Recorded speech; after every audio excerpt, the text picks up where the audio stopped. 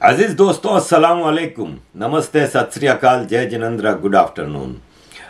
अजीज दोस्तों, पाकिस्तान के हवाले से कुछ चीज़ें हैं, अफ़गानिस्तान के हवाले से हैं। शुरुआत करेंगे जनरल आसिम मुनीर। जनरल आसिम मुनीर की बूट पॉलिशिंग में पूरी कौम लग गई है। क्या जर्नलिस्ट तो क्या पॉलिटिशियंस तो क्या मुल्ला लोग, सब बूट पॉलिशिंग में लग गए हैं। ये जनरल आसिम मुनीर को पता नहीं क्या क्या प्रॉफिट मोहम्मद के लेवल तक लेके जा रहे हैं। ये अखबार में पूरा आर्टिकल छपा है कि जनरल आसिम मुनीर का जो फैमिली ट्री है वो 42nd पे जाके प्रॉफिट मोहम्मद से मिलता है। वो प्रॉफिट मोहम्मद की औलाद में से हैं और पूरा नक्शा खींचा है। कोई कह रहा है हाफिज़ कुरान है। हाफिज़ कुरान है तो क्या वो मस्जिदों में नमाज पढ़ाए जाके, फिर या मदरसों में जाके बच्चों को पढ़ाए? आर्मी चीफ का हाफिज़ कुरान से क्या ताल्लुक़ है? लेकिन ऐसा लगा हुआ है। जनरल आसिम मुनीर के लिए चीज़ें आसान नहीं है। एक ही चीज़ आसान है, माल बनाना। माल वो बना सकता है और वो बनाएगा। ऑलरेडी ये पहले भी मैं बता चुका हूँ कि जब ये गुजरांवाला का कोर कमांडर था तो इसने 90 करोड़ रुपए की एक्सटॉर्शन ली थी मास्टर टाइल्स वालों से। और अभी भी माल बनाने से तो ये रुकेगा नहीं। लेकिन इसने अभी अपनी टीम चेंज की है। इसने बाजवा के वफादारों को निकाला है। इसने chief of general staff lieutenant general Mohammad Saeed को बनाया है। जनरल शाहिद को school of infantry, general Mohammad Ali को quartermaster general, general Saqib को corps commander Bahawalpur general Faiz Hameed की जगह, lieutenant general Noman commander logistic support, lieutenant general Babar Iftikhar को कोर कमांडर कराची बनाया है। बाबर इफ्तिखार डीजी ISPR था, लेकिन अब इसको माल बनाने की जगह दी है। कराची सोने की चिड़िया है, यहाँ से आर्मी के कोर कमांडर सबसे ज़्यादा माल बनाते हैं। तो जनरल बाबर इफ्तिखार को कोर कमांडर कराची बनाया है। जनरल शहबाज ASFC और मेजर जनरल अहमद शरीफ को DG ISPR बनाया है। अब हमें जो आर्मी की कवालियाँ में जो गा के सुनाएगा वो मेजर जनरल अहमद शरीफ बताएगा। तो ये सारे नए अपॉइंटमेंट्स किए हैं। बाबर इफ्तिखार को लोग कह रहे हैं कि हटा दिया DG ISPR से। DG ISPR से इतना माल नहीं बनता, माल तो बनता है, ठीक है ना, क्योंकि सारे मीडिया का जितना बजट होता है वो इनके हाथों से ही जाता है और सारा सब कुछ। लेकिन बहरहाल core commander Karachi is a bigger position. General Asim Munir के लिए चीज़ें इसलिए आसान नहीं है कि बाजवा के ख़िलाफ़ आम आदमी अब चीख चीख के जो बोल रहा है तो वो आर्मी के ऊपर डायरेक्ट आ रहा है।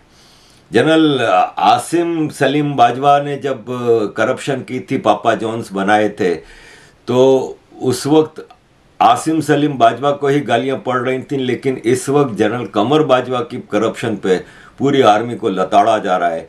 जनरल कमर बाजवा ने अपनी भाभी को पाकिस्तान इंटरनेशनल एयरलाइन PIA में एक हाई पोजीशन दी थी, बिलियंस ऑफ डॉलर कमाए हैं। और अब सुना है कि वो अपनी दौलत के साथ अमेरिका शिफ्ट हो गए हैं और वो अमेरिकन पेंटागन के साथ मिलकर कुछ काम करेंगे।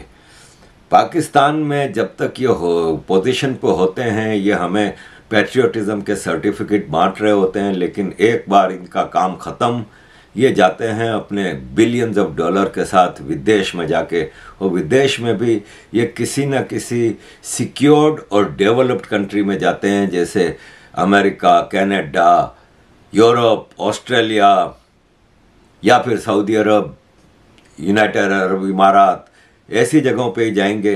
कभी कोंगो किसी आर्मी जनरल को रिटायर होने के बाद जाते हुए नहीं देखा। कभी हमने इनको मोरक्को में जाकर रहते हुए नहीं देखा। कभी इनको बांग्लादेश में जाते हुए नहीं देखा। इनको हमेशा डेवलप वर्ल्ड में और बिलियंस ऑफ डॉलर के साथ ये और इनकी नस्लें सालों तक, नस्लों तक अय्याशियाँ करेंगी पाकिस्तान के पैसे पे। तो ऐसे में आसिम मुनीर के लिए सिचुएशन बहुत ख़राब है। इसलिए कि एक तरफ भारत का खतरा, दूसरी तरफ अफगानिस्तान का खतरा, और ऐसे में आसिम मुनीर क्या करेगा ये देखा जाएगा। पहले हम शुरू करते हैं भारत के हवाले से। आज आर्मी चीफ आसिम मुनीर ने भारत को धमकियां दी हैं और कहा है कि भारत अकल के नाखून ले, हम तैयार हैं। वो एक्चुअली LOC पे फ्रंटलाइन ट्रूप्स जो रख चिकरी सेक्टर में पोजीशन है उनके पास गया था और उसको ब्रीफिंग मिली उधर कि हम तैयार हैं, पाकिस्तान तैयार है। और आसिम मुनीर ने फिर बयान दिया है कि भारत के लीडर्स जो हैं वो मुसलसल POK के हवाले से कुछ बातें धमकियां दे रहे हैं, तो हम इसके लिए जंग के लिए तैयार हैं, भारत को मुंह तोड़ जवाब देंगे। ये वैसे ही है जैसे 1971 में Pakistan economically much stronger than today था, बल्कि बहुत ज़्यादा स्ट्रॉन्ग था, कोई कर्जा नहीं था, कोई कुछ नहीं था, और पाकिस्तान की इकोनॉमी काफ़ी स्ट्रॉन्ग थी। और जब भारत से ईस्ट पाकिस्तान में और वेस्ट पाकिस्तान में जंग शुरू हुई तो याह्या खान ने जुल्फ़िकार अली भुट्टो को यूनाइटेड नेशंस के स्पेशल सेशन के लिए भेजा था, जो इस जंग के हवाले से शुरू हुआ था। और वहाँ पे पोलैंड ने एक प्रोपोज़ल दिया था जंग के हवाले से कि जंग बंदी कर दी जाए, और ये तो जुल्फ़िकार अली भुट्टो ने फेमसली वो फाड़ के फेंक दिया था प्रोपोज़ल UN जनरल असेंबली के इजलास में, या UN सिक्योरिटी काउंसिल के सेशन में।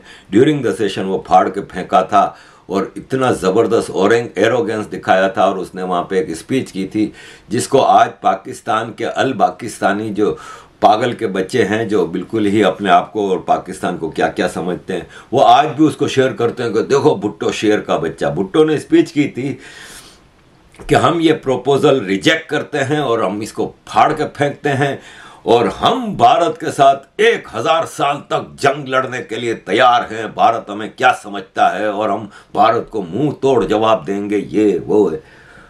भुट्टो अभी शायद पाकिस्तान वापस पहुंचा भी नहीं था, और वहाँ 93,000 फौजियों ने, पाकिस्तान के बहादुर फौजियों ने अपनी पतलूनें उतार के भारत के आगे खड़े हो गए कि हाँ जी, जो करना है कर लो, हम तैयार हैं, हम तो लड़ने के काबिल नहीं है भाई, हम सिविलियंस को मार सकते हैं। हम यहाँ बांग्लादेश ईस्ट पाकिस्तान में सिविलियन बंगालियों को मार रहे थे, इनकी औरतों का रेप कर रहे थे, तुम लोग तो फौजी हो भाई, हम तुम लोगों से कहाँ लड़ेंगे।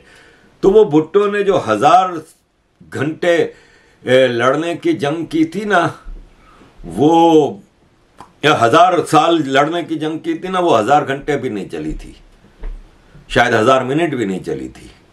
और इधर भुट्टो ने स्पीच की और इसके कुछ ही देर बाद पाकिस्तान की फौज ने, बहादुर आर्मी फौज पाकिस्तान की ने हथियार डाल दिए और कहा कि जी माफ कर दो भाई। आज वापस आसिम मुनीर ऐसे ही कह रहे हैं कि हम मुंह तोड़ जवाब देंगे और ये करेंगे और अंदर घुस के मारेंगे। घुस के तुम्हें मोदी ने मारा था बालाकोट में, क्या कर लिया तुम लोगों ने? घुस के तुम्हें भारत और मुक्ति बाहिनी बंगालियों ने मारा था 71 में। तुम लोगों ने धोखे से कारगिल शुरू किया था और घुसे थे भारत में, वो हाल किया था भारत ने तुम्हारा कि तुम अपनी लाशें छोड़ के भागे थे, और तुमने अपनी लाशें एक्सेप्ट भी नहीं की थी। ये भी इतिहास में लिखा जाएगा कि पाकिस्तान की आर्मी अपने फौजियों की लाशें एक्सेप्ट नहीं की उसने। ये है पाकिस्तान आर्मी की हिस्ट्री। जनरल आसिम मुनीर, तुम उस भगोड़ी, बुजदिल और करप्ट तरीन फौज के, कैरेक्टरलेस फौज के चीफ हो, जो किसी काबिल नहीं है सिवाय अपने सिविलियंस को मारने के। और अब सिविलियंस भी बलूचिस्तान में और KPK में बढ़ बढ़ के मार रहे हैं। पाकिस्तान आर्मी के अनऑफिशियल स्पोक्स पर्सन लाल टोपी जैद हामिद ने अभी ट्वीट की है 2-3 दिन पहले कि पिछले 30 दिन में TTP, तहरीक के तालिबान पाकिस्तान ने पिछले 30 दिन में 48 हमले किए हैं पाकिस्तान आर्मी पे। 48 हमले किए हैं। ये मजाक नहीं है, ये बहुत ही बड़ी फिगर है। ठीक है, हमले क्या है, एक कन्वॉय जा रहा है उस पर हमला कर दिया, एक फौजी मार दिया, चौकी पे हमला किया, 2 फौजी मार दिए। लेकिन ये तुम दुनिया की बहादुर तरीन फौज है ना, उनको सिविलियन अभी तो मार रहे हैं, तुम्हारे अपने क्रिएटेड टेररिस्ट ग्रुप मार रहे हैं। फिर बलूचिस्तान में आज़ादी के मतवाले मार रहे हैं तुम्हें। तुम लोग इस काबिल नहीं हो कि भारत की तरफ तो तुम बात भी नहीं करो। इस बार मैं गारंटी देता हूं कि 1 हफ्ता पाकिस्तान जंग बर्दाश्त नहीं कर सकता। पिछली बार 17 दिन चली थी शायद। इस बार पाकिस्तान भारत से 1 हफ्ता जंग नहीं लड़ सकता। जंग में फौजी भारत की गोलियों से और बारूद से इतना नहीं मरेगा जितना भूख से मर जाएगा। खाने को साला तुम लोगों के पास पैसा नहीं है। तुम्हारा फौजी क्या खाक लड़ेगा? इकोनॉमी पे दुनिया चलती है भाई, जंगें इकोनॉमी पे चलती हैं। जर्मनी की इकोनॉमी इतनी स्ट्रांग थी कि ईस्ट और वेस्ट जर्मनी एक हो गए, और जब ये एक हुए तो ईस्ट जर्मनी के 10 मार्क एक वेस्ट जर्मनी के मार्क के बराबर था। उस वक्त मार्क जर्मनी की करेंसी थी, तो वेस्ट जर्मनी का 1 mark was equal to 10 mark of East Germany. और वेस्ट जर्मनी ने कहा कि आज से दोनों मार्क की प्राइस बराबर, क्योंकि ईस्ट जर्मनी के लोग सोवियत ब्लॉक में थे तो इसलिए बहुत गरीब थे, बहुत ही अनडेवलप्ड पूरा इलाका था।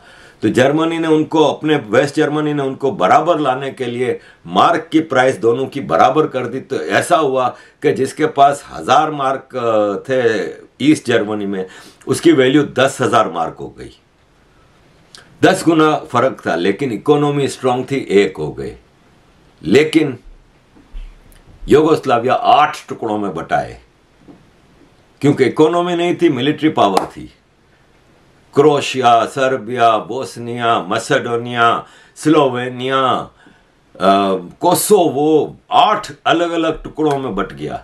सोवियत यूनियन दुनिया की सबसे बड़ी मिलिट्री पावर थी, अमेरिका से बड़ी मिलिट्री पावर थी, अमेरिका से ज्यादा एटॉमिक पावर थी, हथियार थे, फौजी अमेरिका से बहुत बड़ी थी फौज इनकी।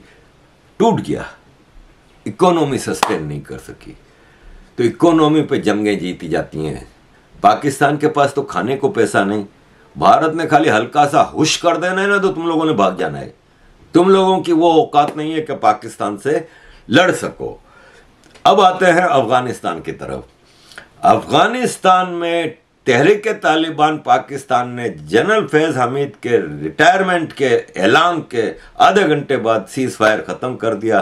पहला हमला कोयटा पे किया, बम धमाका हुआ, और अब रोज की बुनियाद पे होंगे। मैं अपनी इंग्लिश टीम, मैं इंग्लैंड में रहता हूं, वो मेरी टीम है, मैं अपनी इंग्लिश क्रिकेट टीम से रिक्वेस्ट करूंगा कि वो वापस आ जाएं। उनकी जान सबसे ज़्यादा खतरे में है कि टीटीपी है ना, वो आपको, और पाकिस्तान आर्मी के उस पर नहीं रहना। ये पाकिस्तान में सबसे ज़्यादा दुनिया में टेररिज्म से लोग मरे हैं, ये अपनी आवाम को नहीं बचा सके, ये तुम्हें क्या बचाएंगे? ये सिर्फ भाड़े पे कतर में फीफा वर्ल्ड कप की सिक्योरिटी कर लेंगे ये सब, क्योंकि कतर में टेररिज्म है नहीं। कतर में कौन सा टेररिज्म होता है? वहाँ तो क्राइम ही नहीं है, क्योंकि वहाँ के कानून सख्त हैं। चौक चौक स्क्वायर पर हर हफ्ते गर्दनें कटती हैं, हाथ कटते हैं। वहाँ तो छोटे क्राइम नहीं होते, टेररिज्म तो दूर की बात। तो वहाँ पे तुम जब चले जाते हो सिक्योरिटी करने, यहाँ पाकिस्तान में तुमने किसको सिक्योरिटी दी है?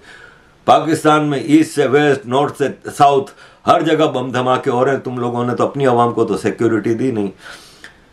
अफगानिस्तान में टीटीपी के अलावा अफगानिस्तान की सरकार ने एक नक्शा इशू किया है। देखें, ये आपका नक्शा जो है ना, इसमें आप टॉप राइट पे देखें ना, बिल्कुल इस तरफ के कॉर्नर पे, तो आपको एक लाइट ग्रीन का वो एरिया मिलेगा। उस पे लिखा है हिंदू कश्मीर, यानी भारत के पास जो जम्मू एंड कश्मीर और लद्दाख है वो। बाकी आप लाल लाइन देख रहे हैं ना, जो ये आधा पाकिस्तान अफगानिस्तान ने अपने अंदर ले लिया है। वो मुन्ना भाई एमबीबीएस में जब मुन्ना भाई को हॉस्टल में छोड़ने जाते हैं तो वो सर्किट कहता है ना कि भाई कमरा छोटा है, ये दीवार गिरा के वो कमरा अंदर ले लेते हैं। तो ये अफगानिस्तान ने वो दीवार गिरा के, ड्यूरेंट लाइन गिरा के पूरा आधा पाकिस्तान, आधे पाकिस्तान में इन्होंने ग्वादर इंक्लूडेड कराची तक, बिल्कुल कराची में हब जो है ना, कराची और बलोचिस्तान की बॉर्डर है, सिंध और बलोचिस्तान की। कराची से आप थोड़ा आगे जाएंगे ना, 15-20 मिनट की वो ड्राइव करोगे, हब आ जाएगा, वो बलोचिस्तान शुरू हो जाता है। वहां से इन्होंने लाइन खींची है तो ऊपर पीओके भी पूरा ले गए हैं, और पीओके को अफगानी कश्मीर का नाम दिया है, अफगानी कश्मीर। और ये पूरा KPK तो इसमें खा ही गया, आधे से ज्यादा बलूचिस्तान खा गए, पंजाब और सिंध छोड़ दिए बस कि ये होगा पाकिस्तान। और वेट कर रहा है तालिबान कि इधर भारत ने हमला किया और उधर हम, क्योंकि पख्तून तो पाकिस्तान साइड का भी पाकिस्तान से तंग आया हुआ है। PTI का जो पख्तून है ना, उसको हम गुल खान कहते हैं। गुल खान वो पठान होता है जो पंजाबियों का एजेंट है, जो पंजाबियों के जूते चाटता है, जैसे PTI के हैं, जैसे मुराद सईद जैसे लोग। और ये असल जो पख्तून है ना, वो बाचा खान की पार्टी ANP का है या मंजूर पश्तीन की PTM का है। वो पाकिस्तान आर्मी से तंग है, क्योंकि पाकिस्तान आर्मी ने 79 से लेकर अब तक KPK और अफगानिस्तान जो पख्तून एरियाज हैं सारे, उसका बेड़ा गर्क कर दिया है। टेररिज्म, फिर वो जो वार जो इन्होंने अफगानिस्तान में खेली, उसका पूरा पख्तून बेल्ट है, चाहे वो अफगानिस्तान का हो कि पाकिस्तान का हो, तबाह बर्बाद कर दिया है। घर घर की हालत खराब है, सोसाइटी मोरली खत्म हो गई है। और पख्तून इसका जिम्मेदार पंजाबी आर्मी की पॉलिसीज को मानता है। तो इधर भारत से पाकिस्तान का हल्का सा भी टाकरा होगा, उधर तालिबान ने एडवांस करना है। और अटक, पाकिस्तान का शहर अटक जो कि पंजाब और अफगानिस्तान का बॉर्डर है, जहां पे ड्यूरेन लाइन है, वहां पे पख्तून एरिया पूरा ले लेंगे। बलूचिस्तान भी जो आधा पख्तून एरिया है वो भी इनके कंट्रोल में आ जाएगा। पाकिस्तान नहीं रहेगा, भारत के हल्के से झटके की जरूरत है। और भारत शायद अमेरिका और यूरोप को कन्विंस करने में लगा हुआ है कि अब ये पाकिस्तान की ज़रूरत नहीं है दुनिया को। पाकिस्तान दुनिया पे बोझ है, टेररिज्म का गढ़ है, इसको अब ख़त्म हो जाना चाहिए। और जिस दिन हल्का सा इशारा भी अमेरिका की तरफ से आ गया तो चाइना भी बीच में नहीं आएगा, कि चाइना के अपने मसाइल बहुत ज़्यादा हैं और चाइना इस वक्त बिल्कुल घेरा हुआ है चारों तरफ से। इसलिए चाइना भी पाकिस्तान ये ना समझे कि आएगा। अरब जो सऊदी वगैरह हैं वो तो बिल्कुल भी नहीं आएंगे, वो तो चाहते ही नहीं है कि पाकिस्तान नाम का मुल्क रहे जिसने टेररिज्म से पूरी दुनिया का अमन ख़राब कर दिया। तो अफ़गानिस्तान से बॉर्डर के ऊपर हालात बहुत ख़राब हैं और इन्फिल्ट्रेशन बहुत बढ़ गई है। तालिबान, तहरीक तालिबान पाकिस्तान के अंदर शामिल हो के पाकिस्तान में आके हमले कर रहे हैं। अजीज़ दोस्तों, अफ़गानिस्तान का अपना हाल बहुत ख़राब है। एक औरत है बेचारी, इसके घर में कोई आदमी नहीं था, तो वो अकेली घर से बाहर निकली, तो इसको पकड़ लिया तालिबानों ने और सरेआम इसको कोड़े मारे गए कि तुम महरम के बगैर क्यों निकली हो बाहर घर से महरम के बगैर। महरम होता है बाप, भाई, शौहर, बेटा, ये 4 रिश्ते होते हैं औरत के। इनमें से किसी एक के साथ तुम घर से निकल सकती हो, ये अफगानिस्तान का कानून है। अब एक बेवा औरत हो जिसका बाप भी ना हो, भाई भी ना हो, बेटा भी ना हो, छोटे छोटे बच्चे हों, काम वो कर नहीं सकती, जॉब इसको अलाउड नहीं है, भीख मांगने के लिए भी अकेली घर से नहीं निकल सकती। तो आप मुझे बताएं कि वो क्या करेगी। ये इस वक्त सिचुएशन है अफगानिस्तान की। तो अफगानिस्तान का हाल अपना खराब है, लेकिन वो अय्याशियों की आदत नहीं है तालिबान को, जैसे पाकिस्तान आर्मी को है। आप इनके पाकिस्तान आर्मी के छावनियों में जाएं, अंदर कैंटोनमेंट में, इनके महलात आप देख के, इनके जो मैसेज हैं जिसमें शाम को बैठ के शराबें पी जाती हैं, आप कहेंगे ये तो सऊदी अरब के बादशाह के महल जैसे हैं। तालिबान गारों में रहने वाले, गुफाओं में रहने वाले, बिल्कुल गरीबी हालत में ज़िंदगी गुजारने वाले, उनको अय्याशियों की ज़रूरत नहीं। वो पिछले 40 साल से जंगें ही लड़ रहे हैं, तो इसलिए वो पाकिस्तान को बाजा बजा देंगे। पाकिस्तान का हाल तो बहुत ख़राब है।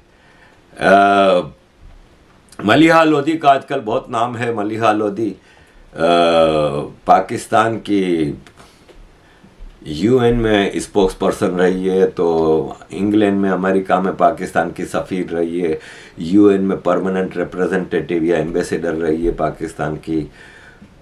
उसके बारे में किसी ने बड़ी खूबसूरत बात पुरानी की है, मैं आपके सामने रखता हूँ कि मलिहा लोधी है ना, जब UN में एक बार स्पीच कर रही थी ना, तो उसने कहा कि इंडिया वो मुल्क है जिसने टेररिज्म को जन्म दिया है।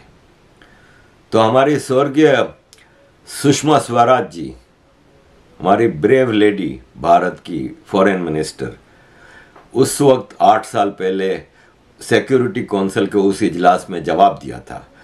उन्होंने कहा बिल्कुल तुम सही कह रही हो मलिहा, भारत ने पाकिस्तान को जन्म दिया है, यानी भारत ने टेररिज्म को जन्म दिया है, भारत ने पाकिस्तान को जन्म दिया है। पाकिस्तान की करंट सिचुएशन ये है कि कई अमेरिकन, जर्मन और फ्रेंच फार्मास्यूटिकल कंपनीज ने पाकिस्तान में अपने ऑपरेशंस ख़त्म कर दिए हैं। उनका कहना यह है कि यहाँ पे बिजनेस फ्रेंडली एटमॉस्फेयर नहीं है, इसलिए हम यहाँ पे अब काम नहीं कर सकते। पाकिस्तान ने भारत की नकल करते हुए अपना डेलीगेशन अभी रशिया भेजा था कि हमें भी सस्ता तेल दो, भारत को दिया है तो हमें भी दो। तो रशिया ने कहा कि ज़रा घूमो, वो घूमे, पिछवाड़े पे लात मारी। रशिया ने कहा जाओ दफ़ा हो जाओ, तुम्हारे लिए नहीं है तेल हमारे पास। और पाकिस्तान का डेलीगेशन नाकाम और नामुराद वापस आया। तेल रशिया ने कहा किसी कीमत पे भी हम तुम्हें देने को तैयार नहीं है, हम भारत को देंगे, चाइना को देंगे, अपने दोस्त मुल्कों को देंगे। अमेरिका की रिलीजियस सब्ज्यूगेशन की जो कमेटी है उसने नई लिस्ट बनाई है जो रिलीजियस फ्रीडम के खिलाफ चलते हैं, जिन मुल्कों में रिलीजियस फ्रीडम नहीं है। उस लिस्ट में भारत नहीं है। पाकिस्तानी रो रहे हैं इस वक्त कि भारत उस लिस्ट में क्यों नहीं है, जबकि उस लिस्ट में पाकिस्तान टॉप पे है। उसमें Saudi Arab, Russia, China, Iran, North Korea, Tajikistan, Turkmenistan, Burma, Cuba, Eritrea, Nicaragua, ये सब पॉलिटिकली मोटिवेटेड हैं। इसमें से कुछ मुल्क जैसे पाकिस्तान है, सऊदी अरब है, वहाँ पे ऑफ कोर्स रिलीजियस फ्रीडम बिल्कुल नहीं है, तो उनके नाम हैं। लेकिन यूएस स्टेट डिपार्टमेंट की रिलीजियस सब्ज्यूगेशन की जो कमेटी है उसने पाकिस्तान का नाम सुनहरे अल्फाज में लिखा है उधर। अजीज़ दोस्तों, इमरान खान के हवाले से मेरे पास काफ़ी चीज़ें हैं, लेकिन फ़िल वक्त मैं समझता हूँ कि काफ़ी हो गया है। आखिर में एक ख़बर शेयर करूँगा कि रमीज़ राजा ने कहा है, पाकिस्तान क्रिकेट बोर्ड के चेयरमैन ने, कि अगर हमसे एशिया कप के होस्टिंग राइट्स छीन लिए गए सिर्फ इसलिए कि भारत यहाँ पे नहीं आ रहा, तो हम बायकॉट कर सकते हैं एशिया कप का, और हम भारत नहीं जाएंगे खेलने के लिए। आप देखो यार, इनकी औकात है। इसने खुद पाकिस्तान की सेनेट में स्पीच करते हुए कहा था, जब सेनेट ने पाकिस्तान क्रिकेट बोर्ड के चेयरमैन को बुलाया था कुछ सवालात के साथ, तो उसने कहा था कि इंटरनेशनल क्रिकेट बोर्ड का मेजॉरिटी बजट है ना, वो भारत चलाता है, भारत से आता है पैसा, और पाकिस्तान का क्रिकेट बोर्ड भी भारत के पैसे पे ही चलता है। आज मोदी पाकिस्तान को पैसा देना बंद कर दे क्रिकेट का, तो पाकिस्तान क्रिकेट बैठ जाएगी। ये इसके अपने अल्फाज थे, मैं वीडियो शेयर कर चुका हूँ पहले। ये धमकियाँ दे रहे हैं। इंटरनेशनल क्रिकेट को पाकिस्तान की कोई ज़रूरत नहीं है भाई, इंटरनेशनल क्रिकेट को भारत की ज़रूरत है। तो तुम लोगों की औकात नहीं है कि तुम लोग इतनी धमकियाँ दो। तो अजीज़ दोस्तों, और काफ़ी सारी चीज़ें बाद में करेंगे, काफ़ी लंबी वीडियो हो गई है। आखिरी में मैं ये बता दूं कि अफ़गानिस्तान में पाकिस्तान के सफ़ीर के ऊपर हमला हुआ, पाकिस्तान एम्बेसी पे हमला हुआ, और ये हमला तालिबान की गवर्नमेंट के कैपिटल में हुआ। ठीक है, बाकी अफ़गानिस्तान में तालिबान का इतना कंट्रोल नहीं है, लेकिन काबुल में तो इनका पूरा कंट्रोल है कि एक औरत अपने आदमी के बगैर निकलती है घर से तो उसको पकड़ के मारते हैं। तो सोचें कि कितना कंट्रोल होगा। इस सारे कंट्रोल्ड एरिया में भी पाकिस्तान की एम्बेसी पे हमला होता है। अफ़गानिस्तान में पाकिस्तान के लिए कितनी नफ़रत है, ये हम क्रिकेट मैचों को क्या दौरान देख चुके हैं कि अफ़गानी जब इंडिया से हारते हैं तो कभी झगड़ा नहीं हुआ। प्लेयर और पब्लिक दोनों मिलकर दोस्तों की तरह चलते हैं, भाइयों की तरह चलते हैं। लेकिन जब भी पाकिस्तान और अफ़गानिस्तान का मैच होता है, हम देखते हैं कि हर जगह इनका झगड़ा होता है, प्लेयर भी लड़ रहे होते हैं आपस में और पब्लिक में भी। इवन जब पाकिस्तान इंडिया का मैच होता है तो उसमें सारा अफगान भारत को सपोर्ट कर रहा होता है। तो हमें पता है कि अफगानिस्तान में पाकिस्तान के लिए बहुत नफरत है। अभी तो एम्बेसी पे हमला हुआ है, अभी पाकिस्तान पे हमला होना है। अजीज दोस्तों, thank you very much for all your support. Keep supporting. जय हिंद।